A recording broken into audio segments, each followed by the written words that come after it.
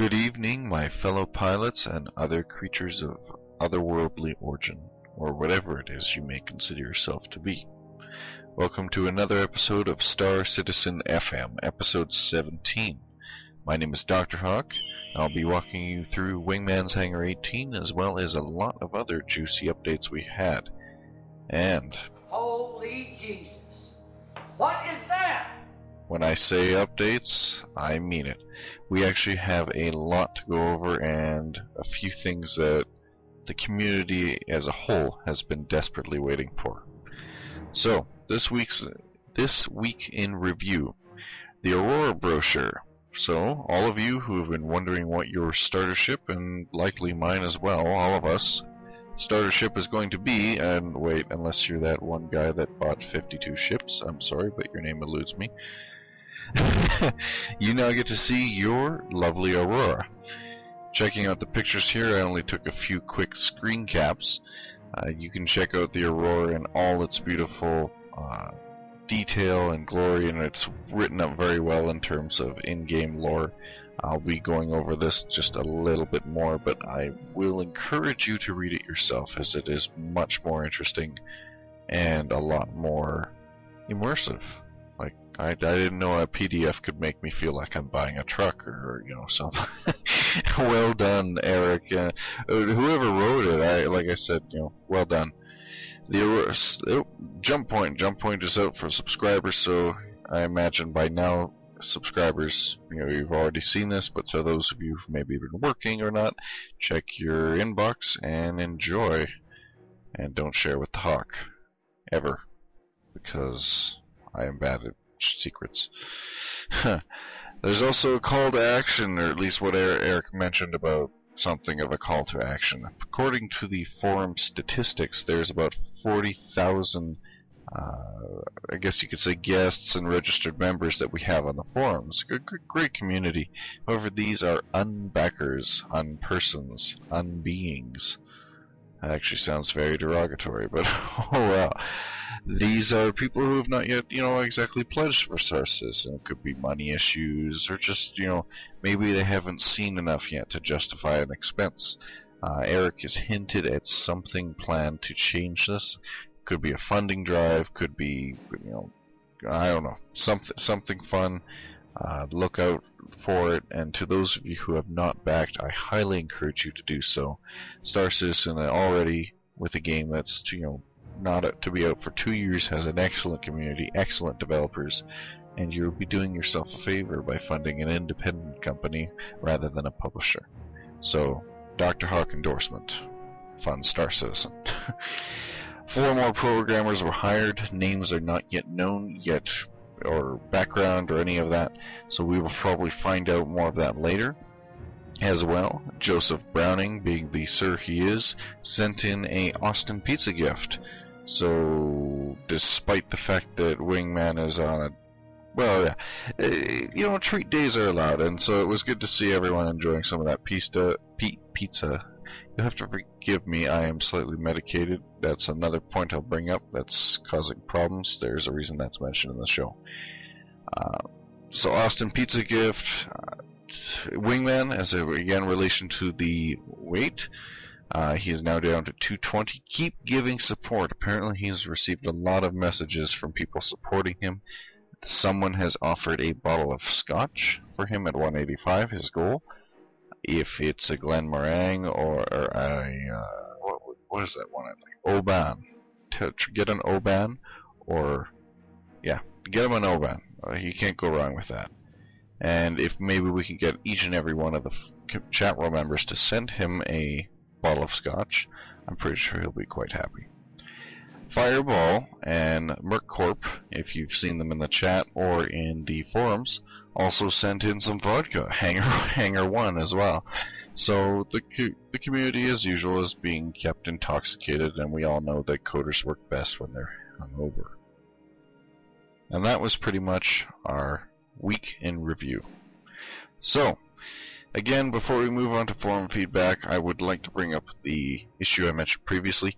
I don't like to bring in personal details into SCFM. I've had people complain about that, whatever. But I do feel this is impacting my performance, and I figure you guys are entitled to know. I am currently on a medication for some nerve damage I have. While it's not, drowsiness causing or anything, it's not a narco, I have been noticing lapses in judgment, errors, and even when I edit this now, if there's a few mistakes here and there in the show, just bear with me. Once I get to my optimum dosage, they say the side effects should disappear. So you'll still get SCFM, but for those of you who are familiar with Drunk Hawk, the few occasions that I have gone in chat roll as Drunk Hawk, it's kind of like having a mini Drunk Hawk, so I hope you are all fine with that in the meantime. But anyways, let us move on to forum feedback. In this week's forum feedback, we got a few interesting questions. Our first beginning with Waltar, once more, by the way. He asked, if planets are the right size, will there be asteroid belts around them, so we can spend days there prospecting, mining, what have you? Eric responded with a very appropriate response. Anything you see in the universe, we will try to include. Now, side topic, do bear in mind, game engine limiting, etc., that you're not going to have a whole solar... Well, I don't know what they'll try to do. You're not going to have a whole galaxy is what I was going to get at. That actually comes up later. But I'm pretty sure they'll try to approach the Eve route. You could visit a system, visit the planets, visit the asteroid belts, etc. Maybe not make the planets hollow like Eve did, because you could fly right through them. But I'm pretty sure that Eric, the crew, the guys at CIG, they have an interesting plan for us, and we will know more in the future. And it is TBD as to specific details. Reebok was the next to mention that each ship so far has had a latrine, or a toilet. He wants to know, will we be able to use the facilities? Oh wow, this reminds me of Duke Nukem. Eric said that they are not making a game about toilets, and while he was very firm with his statement, given the Easter egg nature of the guys over there, I wouldn't be surprised if there's some sort of interactivity in there. So, Reebok, there you go. If you really need to, go pee, then you can go do it in your own constellation, not mine. And I don't even have one, so I'll have to go in my 300i, or in my space diapers. Atomic Hawk wanted to know, with all the talk on the forums of player-owned housing, does the dev team have opinions on it? Will it be a guaranteed feature as people are hoping? This has been mentioned before. The hangar is your housing. It is going to be our player houses, so unlike most MMOs where you get your house end game, or you have to grind up hundreds of millions of dollars, or the house ends up being dirt, you're going to have your own hangar. You can configure it any way you want. You can have Fort Kickass, you can have, I don't know, banners everywhere. We don't know what we can do with our hangars yet, and I'm pretty sure, being that customization has been mentioned so many times in this game with the ships, given that you'll probably be visiting your hangar quite often, it's very likely you will have the same amount of customizability as in with your ship or your player character.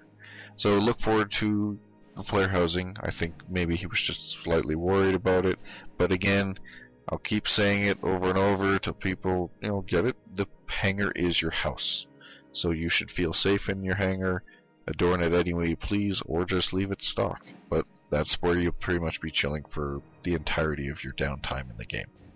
I also want to mention, Atomic Hawk, that you are indeed an imposter, my good sir, and I will find you. The Dr. Hawk is the Dr. Hawk. There are no other Hawks before him. Very disappointed. 43891 asked, would someone in Australia be able to play with Americans, and vice versa? Will we be able to do cross-server transfers? This is actually a good point to bring up, given that the Star Citizen community is very diverse. We have people from all over the world: Europe, Germany, Canada, the States. There's a lot of us everywhere, and it would be, it would be nice if we could play together. However, it is not yet determined, how it's going to work. They're still trying to figure it out. Ping, of course, being that this is a dogfighting for FPS, is the highest concern. The last thing you want to do is be dogfighting with 350, ping. Yeah, probably stab myself if I had to do that. Right now, from what he's saying, the people in your general proximity to where you are, so if you're in North America, you're more likely to play with people in North America than in people, let's say, in Germany. However, with the upcoming dogfighting module, alpha and beta, whatever word, that'll give them an opportunity to test. So Zane playing with, say, me, I know Zane's in Germany, I'm in North America. How much of an issue will that cause? Will it work? Will it have to be adjusted? Don't know. TBD to find out what will work best. So Thor will find out in the future, but good question. Sliver was the next to ask, will the Aurora be the smallest, cheapest ship that we can acquire for standard travel? Or will there be something even more basic, except for the boarding ships and the P-52?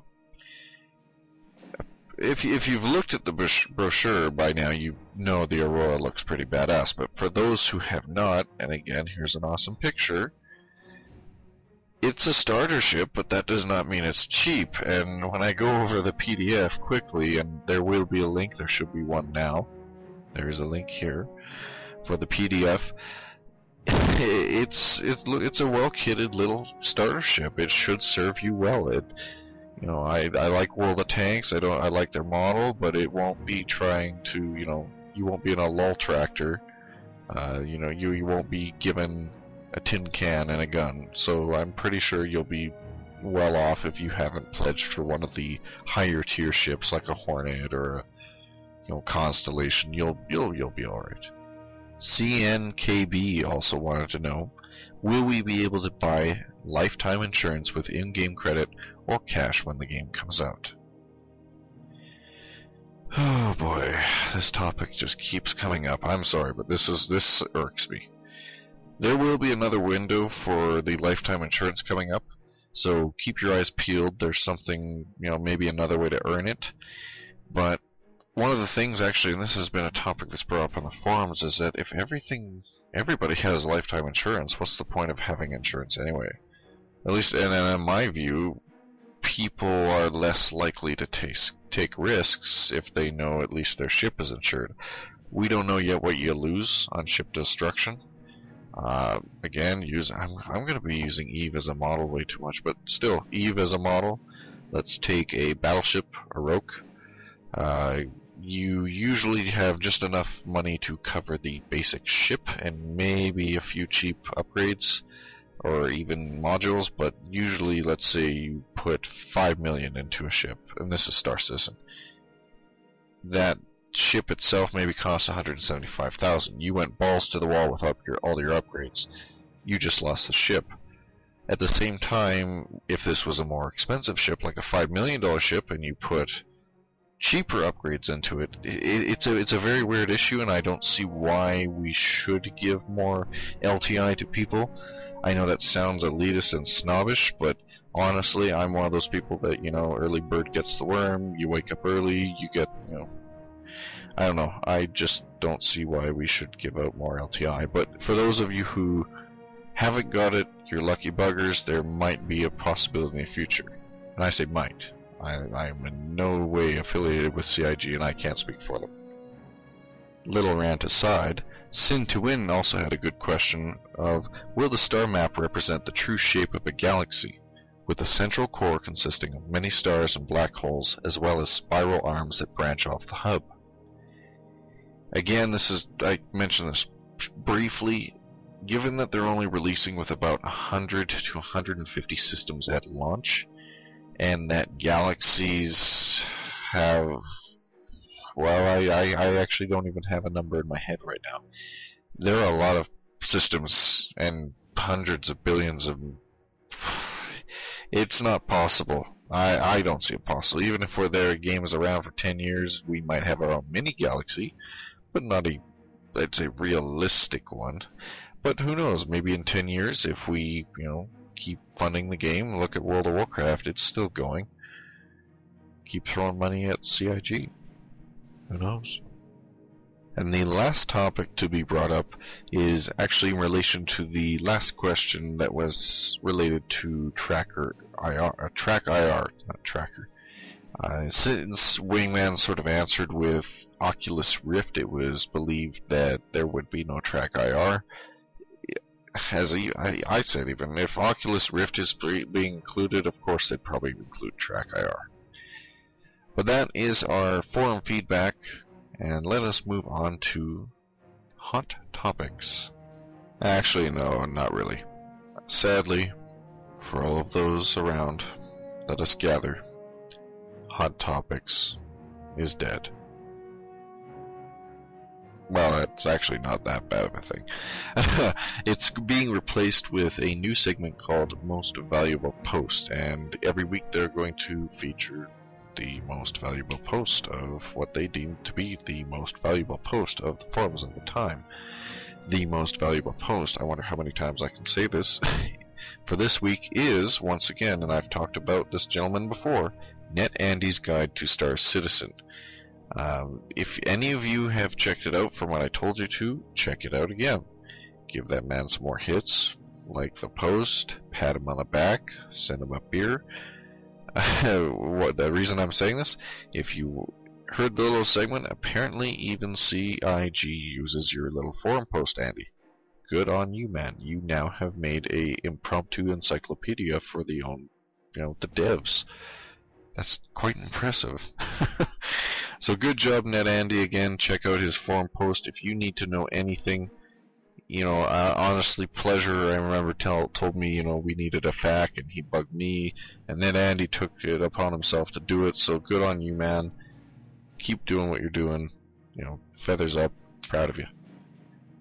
We also had a reading from Alistair, this time from The Void Rats from Douglas Niles.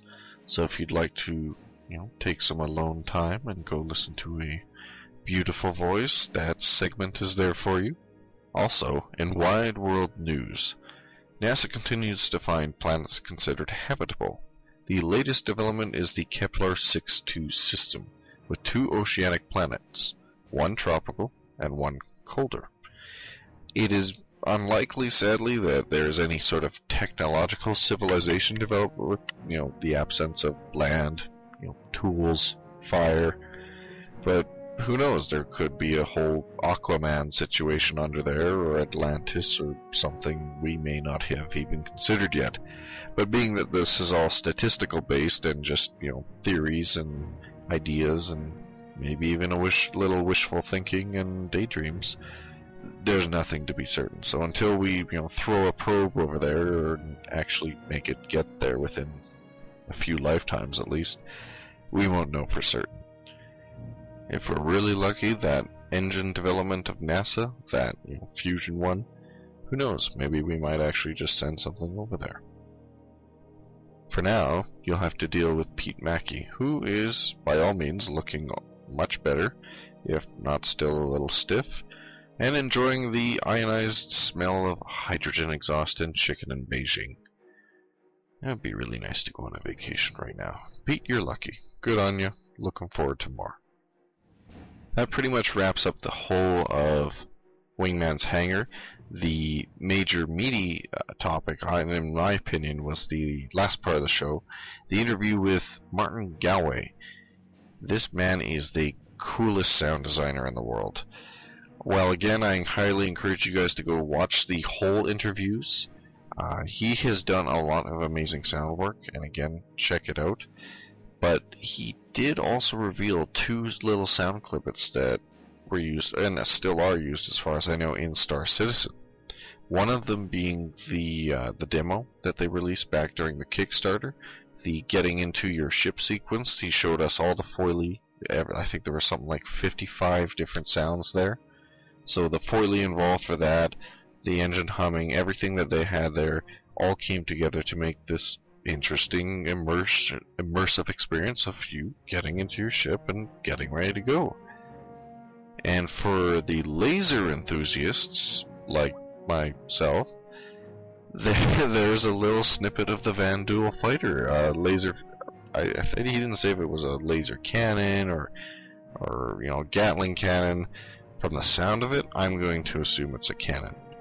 So that pretty much wraps up Wingman's Hangar, episode 18. Things to look forward in the future. would be partners from Montreal. Their friends, they're the ones that are helping on the new website, I believe, are coming down, so maybe for an interview or something, I don't know. As well as a mention of Chris coming back, so we could look forward to more Chris Roberts. So submit those questions if you have them. So, some things I wanted to bring up that are, again, this time related to the Comlink, no weird announcements. The first one being is that there is going to be a 24-hour live stream. Mr. Serling made a post in the forums. The details are being shown now. So again, check out that link. Voice what you think. I've already had people who want me to do something with Legante. I have no idea what that would be. But honestly, I just, we should see some more Star Citizen stuff. So if you guys even have art or music or anything, throw it up on there, or at least, start brainstorming and let's see what we can do. Next thing that I wanted to bring up was the LA office that they got.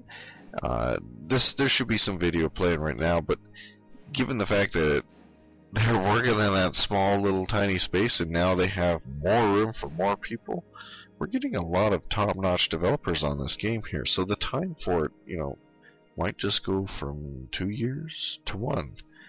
That's being wishful thinking, by the way. I'd rather put the, 2 full years in there instead of, speeding up, as much as it'd be nice. And the last topic was a former subscriber-only article based on Anvil Aerospace, the fictional company that produces some of the ships and games, such as the Hornet. So if you would like to read up some of the fiction relating to the Hornet and Anvil Aerospace, click on the link and enjoy at your own leisure. And lastly was the Aurora Brochure. As I mentioned before, I highly encourage you to check this out. This ship is looking beautiful, and the in-game write-up and everything from the technical specs, it's just fun. Like, they have the stock version, the Aurora Essential, the ES. They have the Aurora Marquee, I think that's how you say that, M-A-R-Q-E, Q-U-E, which is supposed to be the combat version. The Aurora Clipper, more for mercantile.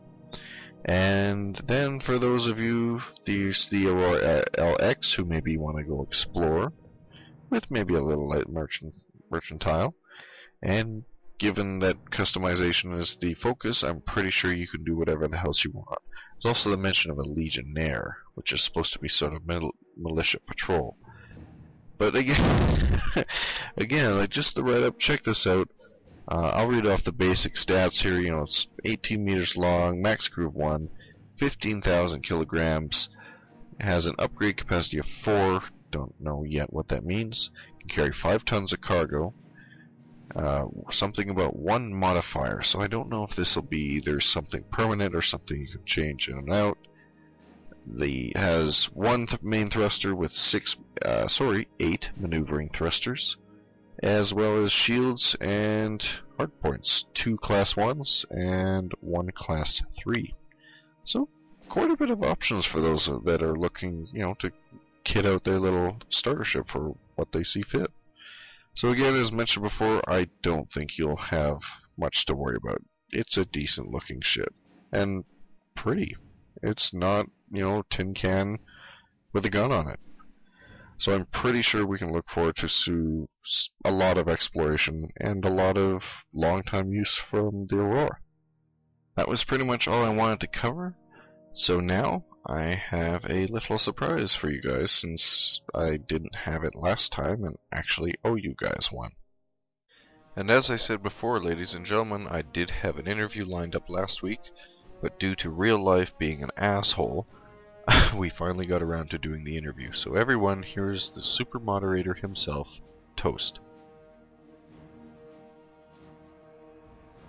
Hello everyone, this is Toast. I'm, as you might know, one of the forum moderators, and it's a real pleasure to be talking to you, Dr. Hawk. Thank you very much for joining me. So, I'm pretty sure that if anyone's, been on the forum or the chat room, they've likely seen you, but for those of you that have not, for those that have not yet even met you, you mind telling us what you do, both CIG in and out? Certainly. So, for CIG, I'm one of the volunteer forum moderators. Like all of the other moderators, or at least as far as I know, we don't get paid for doing it. We do it because we volunteered, because we like Star Citizen, and because we have high hopes for the project and a great love for the community. So we are here, for better or for worse, to try to keep some semblance of order in the forums, because many of us who have been to game forums before know that it can be kind of a loud and a nasty place. There are rules in place. There is a code of conduct, and we are here to enforce that.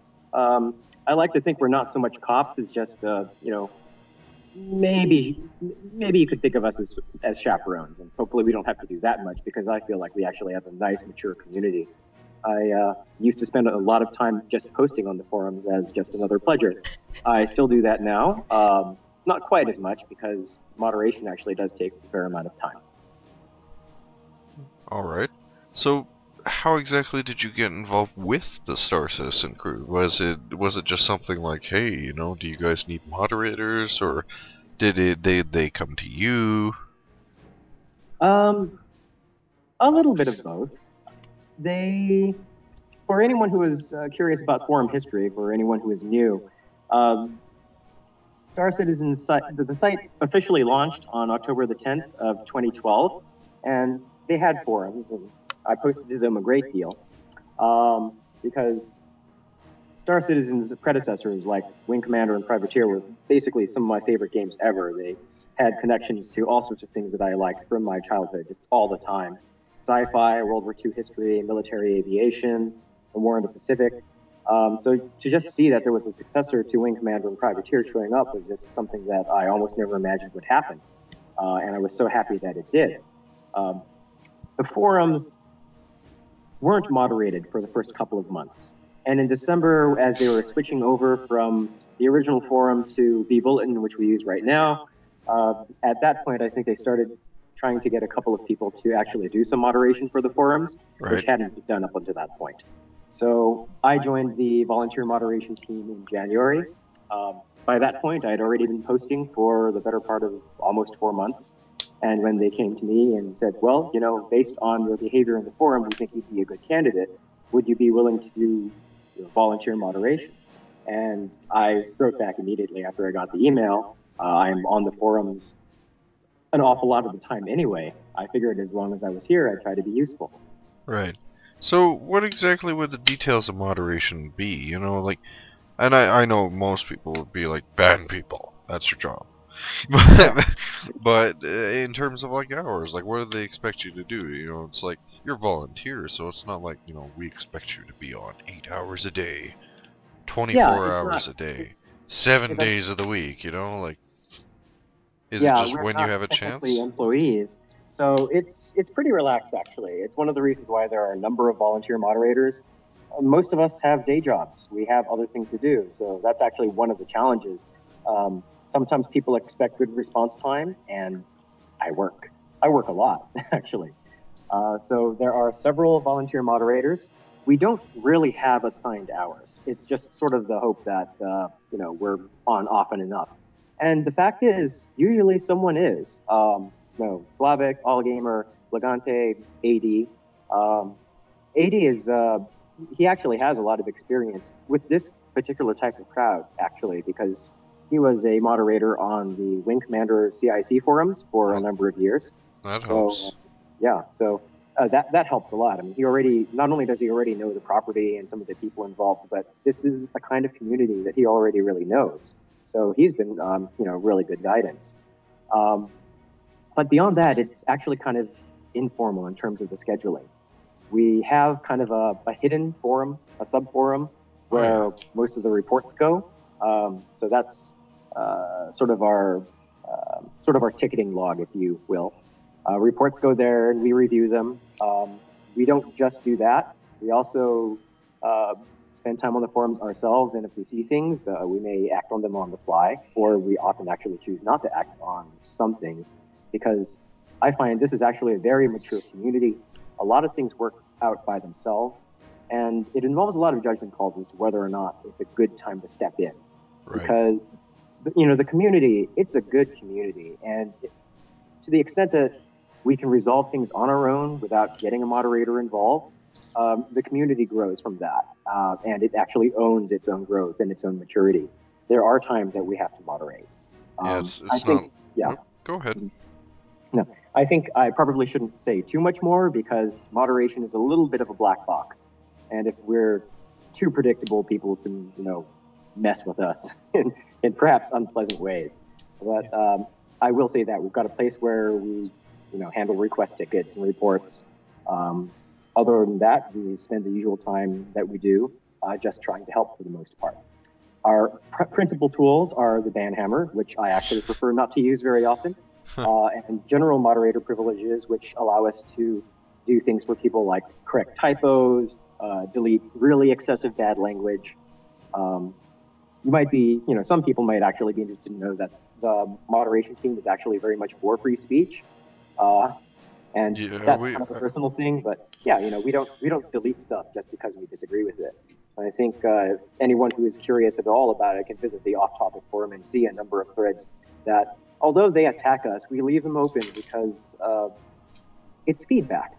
It's not always friendly feedback, but it's good to know. Well, I'm not saying anyone is an enemy, it's just the hypothetical, the enemy of my enemy is my friend, sort of, or, I don't know, I guess, in a way, it's quality support, I guess. Well, sorry, quality, I can't even think of the proper word. I should know this, so it kind of relates because I do security here as a part-time position. And I remember, you were saying don't get involved in fights, and one of the things I remember my instructor saying back during my training was that if you see a fight breaking out in the mosh pit or something, don't go in there. And usually it resolves itself, but the idea being that if it gets really bad, do you really want to be the center of attention in a mosh pit? So I can see that same in that 2,000 people versus 1. Yeah, no thanks. Yeah. So I can see that does still happen sometimes, but nature of the thing. I can see how you guys would, have to deal with it in that manner. So, what drove you to work so much for, like, Star Citizen in particular? I know you brought the issue of the community and the game itself, but just the fact that there's so many other forms of moderation out there and so many other games. Like, it could have been a piano forum, for all you know, that you'd be moderating on. Yeah. Again, I'm actually quite new to moderation. This is the only time that I've done it. I started in January. I haven't moderated other boards. And I think this is actually kind of a special case for me.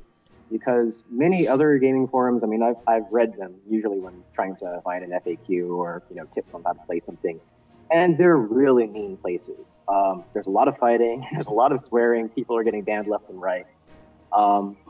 It just didn't seem like the sort of thing that I would consider fun. Right. But I really just couldn't resist here for a number of reasons. First of all, Star Citizen is sort of the spiritual successor to Wing Commander and Privateer, and those games, they embody a huge chunk of my childhood. The games that I used to play, the things I used to daydream about, so much fun, and related to a lot of the sort of topics that I follow even now, just as a hobby. So I guess the short answer is, maybe not for most games, but for this game, definitely. I didn't have any trouble saying yes to that. This game is, I think Chris describes Star Citizen, maybe it was at the GDC reveal, as the game we've all had in our head for about 20 years. That's very, very true for me. I totally want this to happen, and I want it to be, not only a great game, but a great game to play, a great community to be involved with. There are some other games which I won't necessarily mention where the community is of a certain type where it's very cutthroat, it's very Wild West, it's a very tough place. But if I want to... Would it have an E of V and possibly an E? Maybe I can take the fifth on that. But you know what taking the fifth really means, right? I mean, it's okay. It's a great game, and yet, well, let's just describe this by means of explaining my call sign. The call sign I pick for myself is Toast. Tradition is you don't pick your own call sign. Right. But I think I give myself a call sign that I would have gotten anyway. Because I essentially suck at PvP. It doesn't matter if it's StarCraft or Street Fighter or what. I tend to lose pretty hard. But that doesn't keep me from just loving the hell out of Wing Commander and Privateer. And I like the idea that it's a game that I can play, and it's also a game that somebody who plays that game that I won't mention would also play, just perhaps in different parts of the galaxy. Right. And I don't feel like either one of us should be excluded from a game this potentially good. I mean, if it really is going to be Privateer and Wing Commander and Freelancer all wrapped up in the possibility of today's technology, it seems unfair to exclude somebody just based on their play preferences, something that could be this good, And so, my call sign is Toast, but I still want to play. Somebody has to fly the tanker. Maybe we're not all Top Guns, but there are many roles to play, and I'm going to find one. And that's, I think, a very commendable view of it, too, because, like you said yourself, there are people out there who might not want to touch a gun their entire playthrough of Star Citizen. Like, might have to here and there, but not against other people. I know I thrive against it. My recent one being Dark Souls, which I've sunk way too many hours into. But that same sense of just, oh hey, I killed somebody else, it's not a computer! Oh, wait, that was a living person, and now they're sending me angry messages. Damn it. But it's kind of, it's exciting. It's something that can drive it, and yet somebody else might not want to do that. So it makes sense, given that kind of view. Yeah, and yet it's a totally valid play style. There's no reason to exclude that either. I think a lot of examples were put forth, like in terms of different roles you can have in different types of sandbox games. The classic being the Knight and the Fisherman from Ultima Online, where I think Richard Garriott likes telling the story where somebody just walks out of a dungeon loaded with loot. He runs into a fisherman who's just sitting there fishing, and he proceeds to unload all of his loot in front of him, saying, "Take what you want. You poor man, you definitely need help." And the fisherman says, "What are you talking about? This is what I do. This is why I'm here. I don't go dungeoneering. I drink with my friends and I fish, and that's all I need to do here." Well, it's that kind of Farmville mentality, and I don't mean to bring up that game, but just even the casual gamers get ratted on. And, I've even made fun of it too, what are you, a casual? But in a sense, there are people that maybe only can afford 10 minutes to sit down, and they just need to unwind after, who knows, maybe they're a correctional officer in a prison, and they really need to just fucking fish for a little bit. So, they don't want to have to kill monsters and that, because maybe it's reminding them of the guy that punched him in the face, and, next thing you know, he's wondering why his keyboard is in many pieces. So and that can be a problem if you have to come home and do work. Exactly. Yeah. Now, that's not to say this universe is going to be safe pretty much anywhere, because I remember another interview that Wingman did not too long ago, maybe, I think it was with Stars Oratoria, where he said, well, it has some combat capability. Space is not safe. Yeah, so I think Eric's said in other interviews that space is not that safe a place, so every ship will have some combat capability. So it might actually be difficult to be that Ultima Fisherman. But I like that they're having other roles, like we might be able to be info agents, for example. So even if flying isn't your thing, if you're farming information, you can still be useful to the community. So even then, you're not necessarily just playing by yourself, unrelated to everybody else's activity. You might still actually have a place that matters to other people, whether they actually realize it or not. Fair enough. So I imagine we could talk about this all day, and sorry if I'm shooting. Talk about it all week. There's the forums all for week, that. all year, all the rest of our life, But getting back to the topic of moderation, and even what we were just talking about, they're kind of, I don't know if you'll do moderation in game, because I imagine they will need game masters of a sort. What kind of difficulties do you face in, moderation? Of course, there are problem people. There are problems, there are problems, there are problems. Problems are everywhere. Human beings are fallible. We make mistakes, we piss each other off. What are some of the things that you have to face, aside from the, the obvious banhammer? Everybody knows that. Well, I hate to disappoint you. It's not even that bad. Like I said, moderating this particular community is as plum a job as I think you can find, if you're talking about in terms of moderating game forums particularly. This is a really great community for a number of reasons. Yes, there are a few problem people, but a couple months in, I was just kind of amazed by the fact that I could count all those problem people on my fingers. That's not so bad. That's really not so bad. And, you know, I get insults and personal attacks, and I get accused of unprofessionalism, and people try to tell me how to do my job. That one actually is, you know, always makes me laugh a little bit inside, because, and I think I said this in a recent forum post, you know, Eric, Pete, and Ben tell me how to do my job.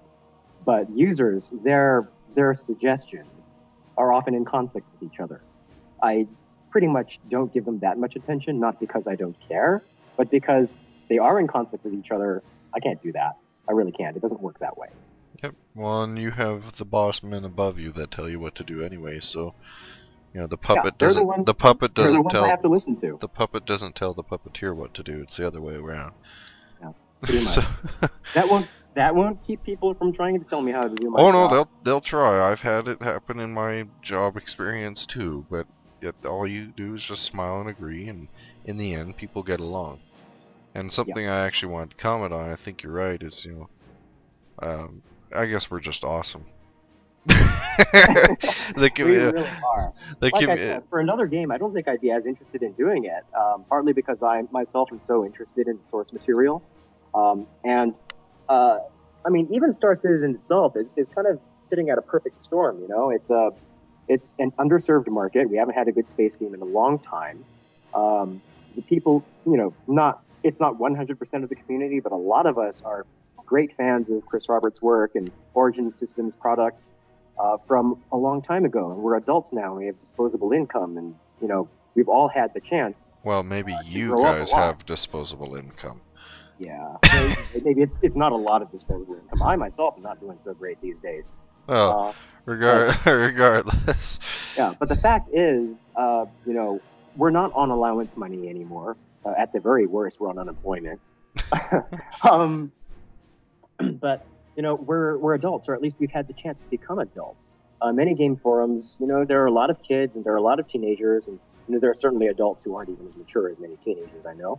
But once you look at the law of large numbers, we're really good. We vote with our wallets. We're mostly mature. I'd say 90 to, you know, about maybe 80 to 90% of the conversation's pretty intelligent. So, you know, although I get attacks and have to deal with difficult people, and I'm forced to have I have to have a thick skin. But what's been amazing is that I've gotten about as many PMs that actually thank me for doing my job. You know, they've been very supportive, and they've told me I've been a good moderator, and that they appreciate my attention and work and my help. And so the thank yous actually outnumber the complaints.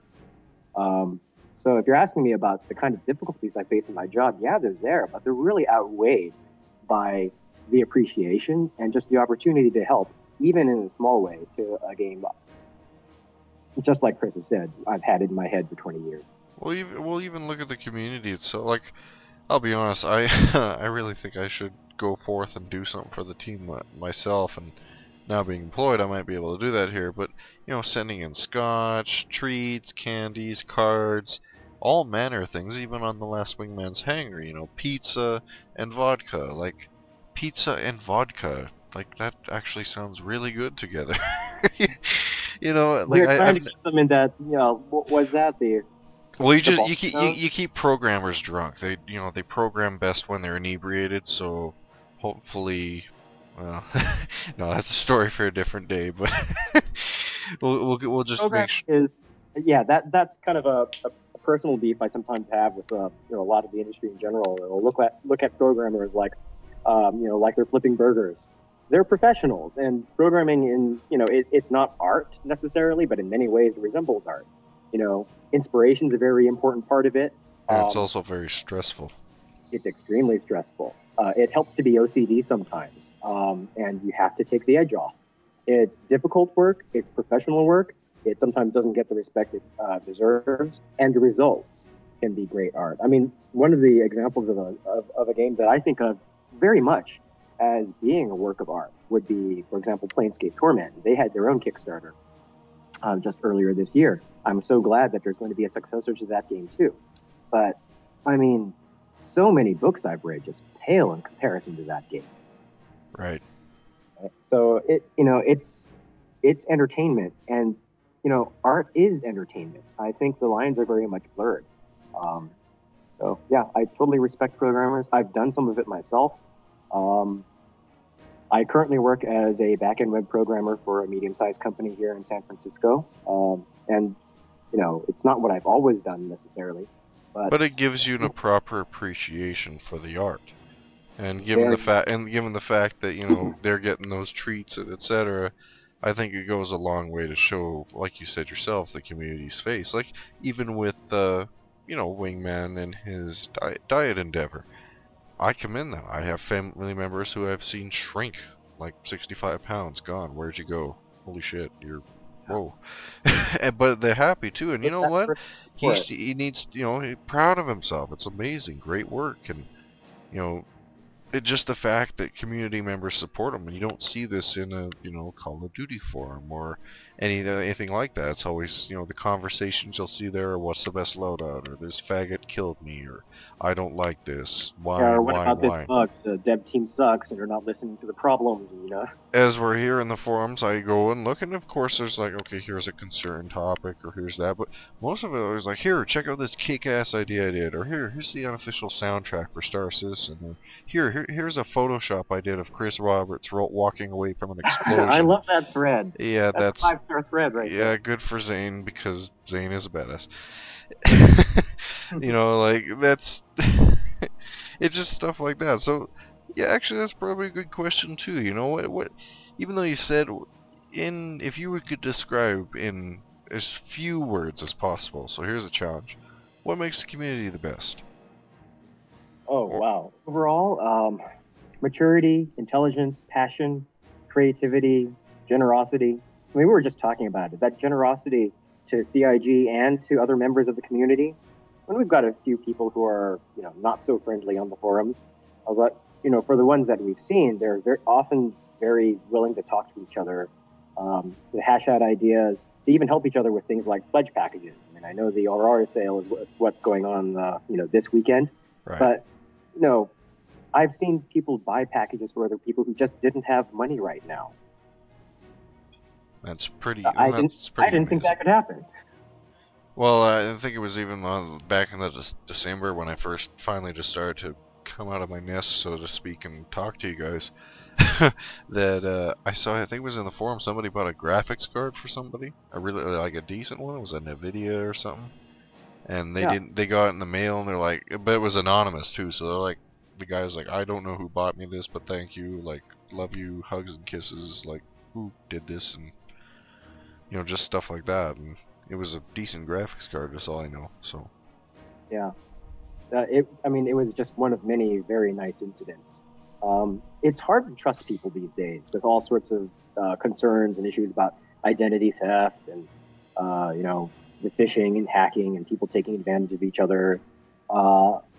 And there's just kind of a very unusual amount of trust here in the forums, and it's not unearned. It's not like people are being stupid about this.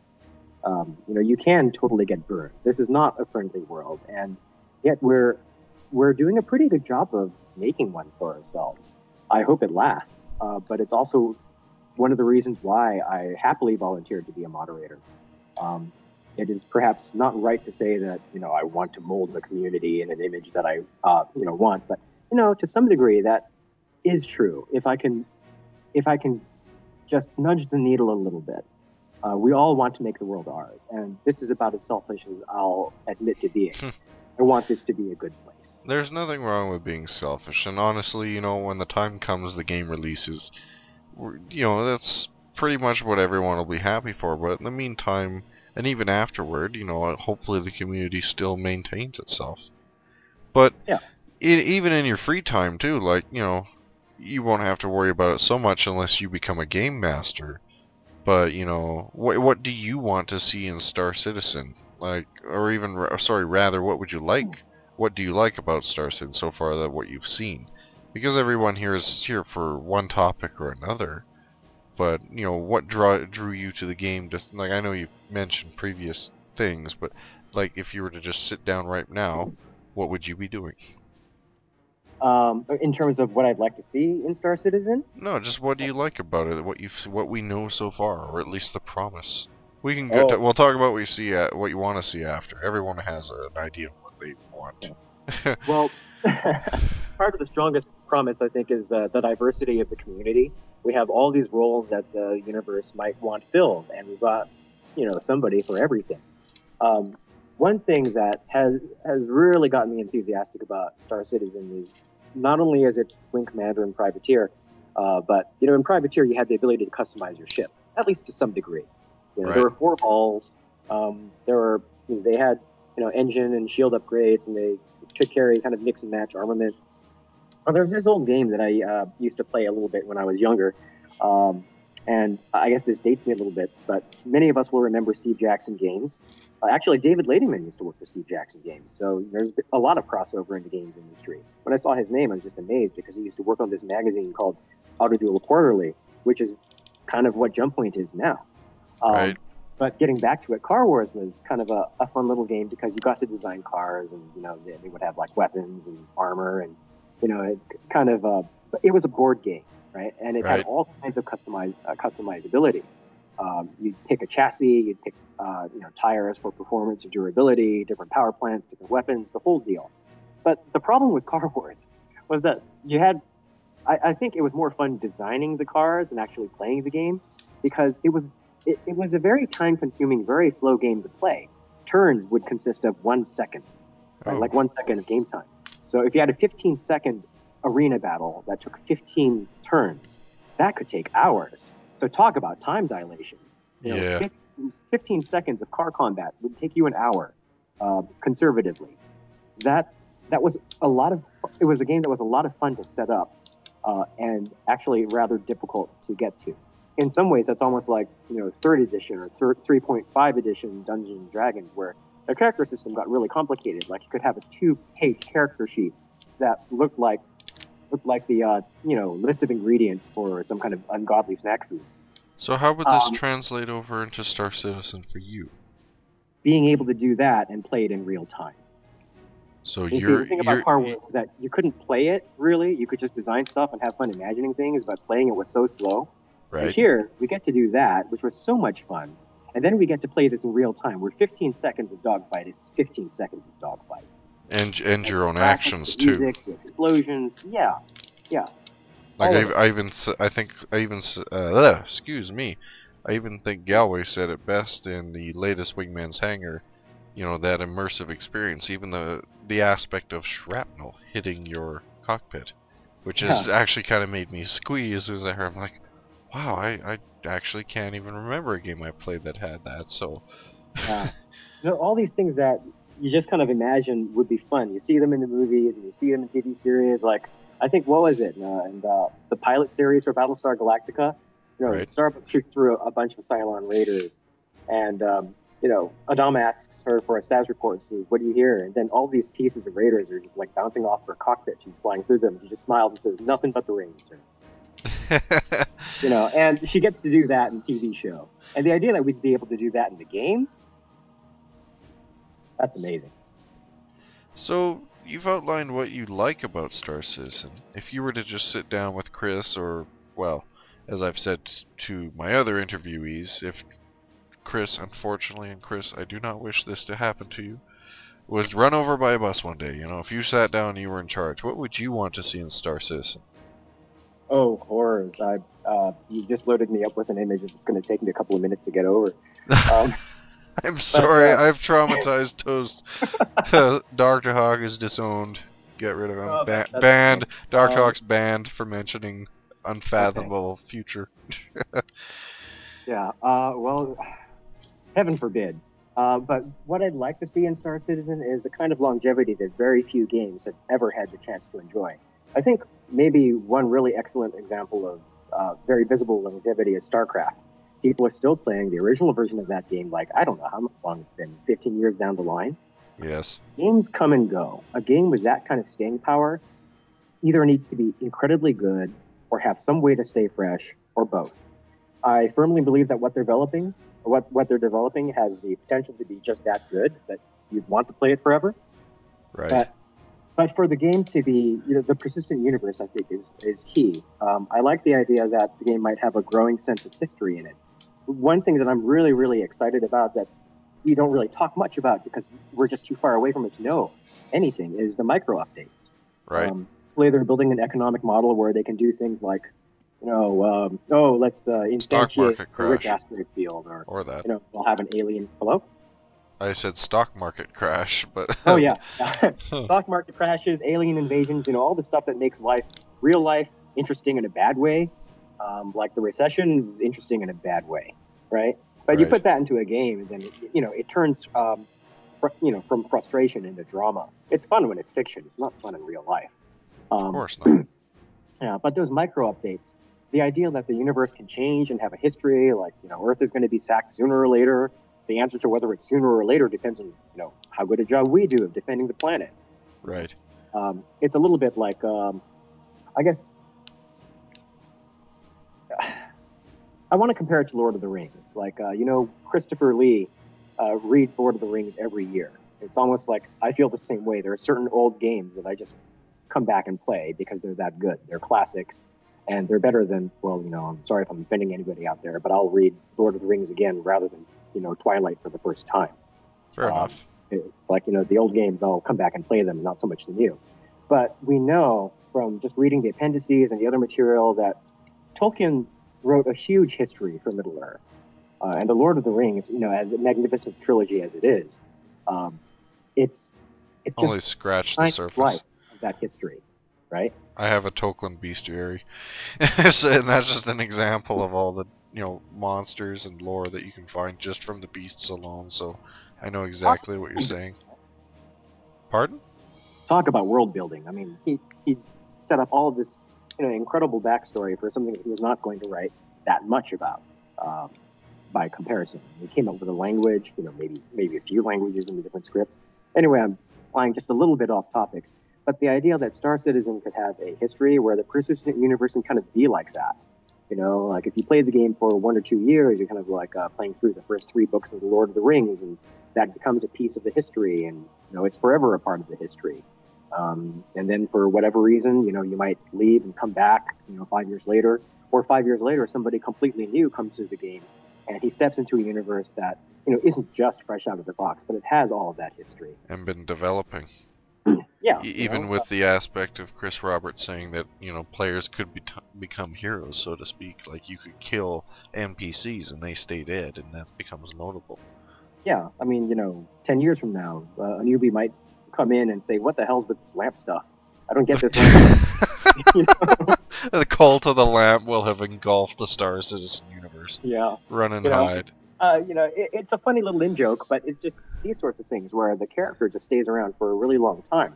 And although, Chris Roberts has mentioned that, you want to be able to make a name for yourself and be a hero in the universe and have a history to your character, I'm almost looking forward to the feeling of being small. Just one little actor in an immense universe where I can find my own, my character's own life in there. He may not ever be a hero. He may not ever be a big name, but, he has a small but very definable place in a universe that's rich enough to make room for him. And that's a commendable goal. And I will just be a hawk. So, I want... Pardon? We'll hang out at the Info Agents bar. Sure. Well, here, I might need like a bird bath or something. Can we get a bird bath for this guy? That'd be weird as hell. I'll stick with the human characters. So, I'd like to again thank you very much for coming to talk and chat.